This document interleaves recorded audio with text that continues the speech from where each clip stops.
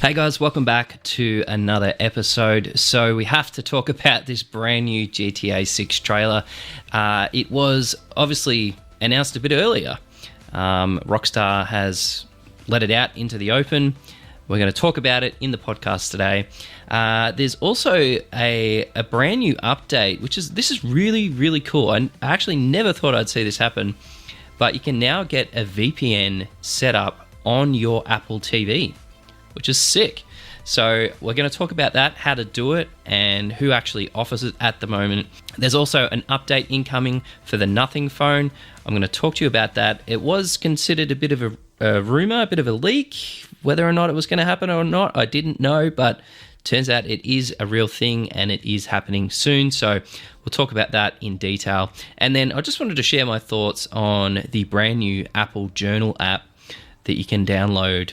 Actually, you don't have to download it. It's included with the current iOS 17.2 update. So I've spent some time with it. I just want to share my thoughts on it. So let's jump in. Let's talk about GTA 6. All right, guys. So the trailer for GTA 6 has dropped a little bit early. Unfortunately, due to leaks across the internet, Rockstar made the choice to put it out on YouTube early. Go and watch it. It's a really cool trailer. There is a lot happening. Even though it's a very short clip, it's only about 90 seconds, you do get to see quite a lot of the actual world. We get to meet who our two main characters are. We don't get any information about like the storyline or, what's happening in the world, but like most GTA games, the story will always be very rich. There'll be a lot to see, a lot to do.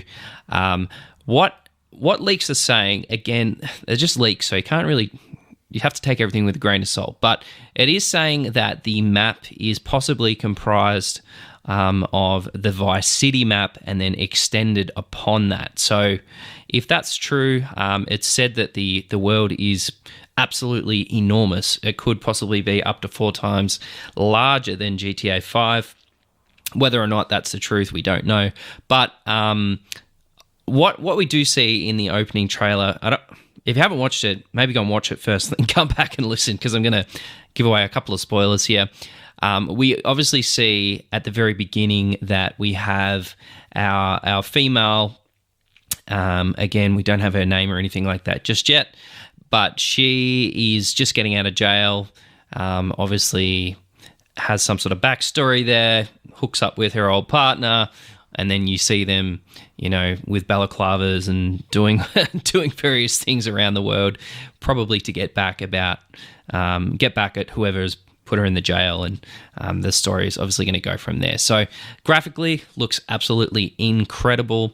They show us a scene where there's like cars lining the street, and then there's another scene where someone's on the beach and there's just people everywhere. But the level of detail in the character models is it's crazy. Like, man, they just look so realistic now. Like GTA 5 looked amazing, but you got to think, like, that game's 10 years old now and it still looks so good. Think what this game's going to look like on the next gen hardware. Like, we're very spoiled now with how good video games actually look. GTA 6 is definitely going to be an absolutely massive, massive game. At this stage, I'm assuming it'll just be Xbox and PS5. Don't think we'll probably get PC release straight away. That generally comes a little bit later, but I'm going to say this is going to be a huge system seller, and it'll just smash all kinds of records. So it's saying that the release is 2025, so still got to wait 12 months. What'll probably happen is we'll get a number of trailers that detail various parts of the world and everything else as Rockstar slowly releases that. There has been so many leaks about this game. I was reading an article on The Verge, and one of the employees at Rockstar, one of their kids accidentally, I say accidentally, maybe it wasn't an accident, maybe it was on purpose, but they released a number of leaks and rumors about the game too. So it looks cool, guys. Very impressive. You've got to go and watch it. Even if you're not a big gamer, it looks amazing. So that's just a quick overview of the new trailer from GTA. the thing that really impressed me was just the level of detail in the characters. We've just got to the stage now where video game characters just look so real. It's crazy. Anyway, let's have a quick chat about the update from Nothing Phone, because this one I thought was going to be just a rumor, but it's shaping up to be quite true. There's an update, and let's chat about it.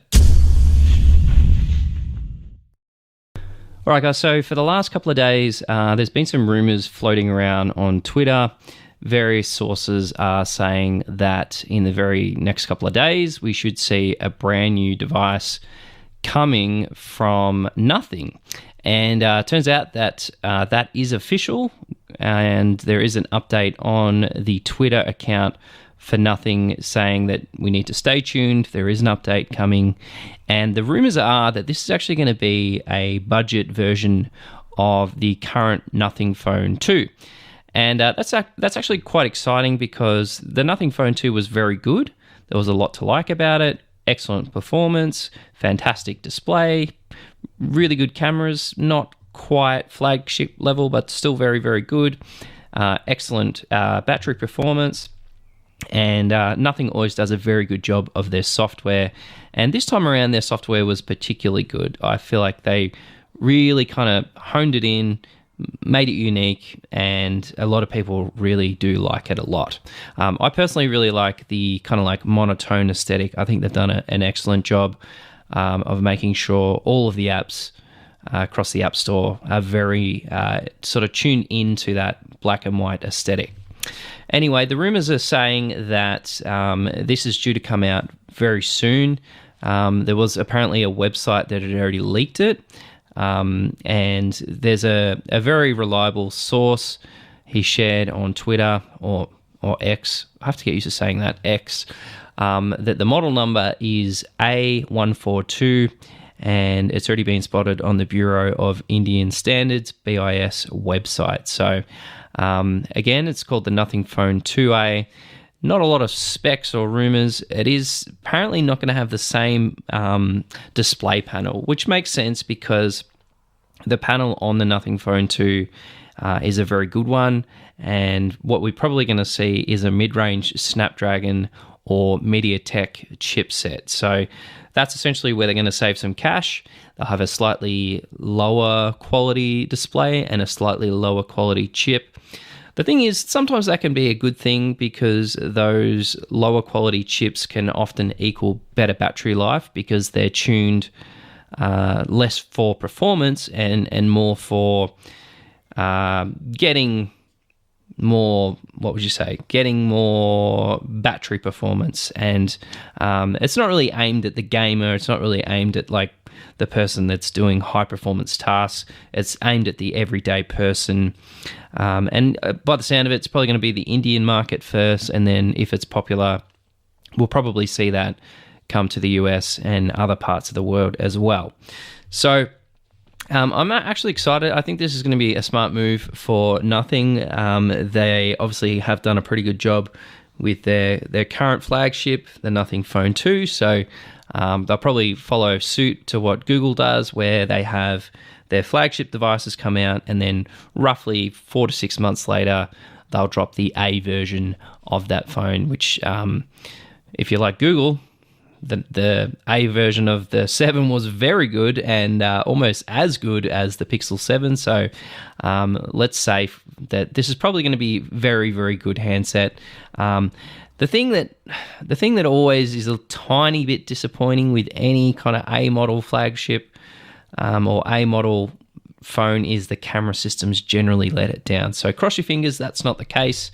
Hopefully we get a decent camera set here. Hopefully it's a dual camera set, and who knows, maybe they'll even keep the current camera setup they've got. That would be ideal, but we'll just have to wait and see. So yeah, I'll keep you posted as soon as there's some more information, or as soon as Nothing actually talks about it officially on their Twitter or on X or on their website. I'll give you an update about that. So let's move across, because there's a really interesting thing that's just happened today, where we can now get VPN access on the Apple TV. So let's jump in and we'll have a quick chat. So guys, with the update of TV OS 17, we now have the ability to use a VPN on the Apple TV. Now, this is obviously a pretty big deal because if you're like myself and you live in Australia, or maybe you're somewhere else in the world, and there's content that you can't access because it is region locked. Maybe there's a show on Netflix, or maybe there's an app, or maybe it's Hulu or something like that, where you want to watch the content on it, but you can't because you need a VPN to access that. So right now, what you can do, you can actually get a VPN app on your Apple TV. This is a really big deal because this is a very complicated process of being able to watch content on an Apple TV. It was kind of possible. There's lots of like weird janky workarounds to try and make it working. But yeah, now you can actually physically download an app.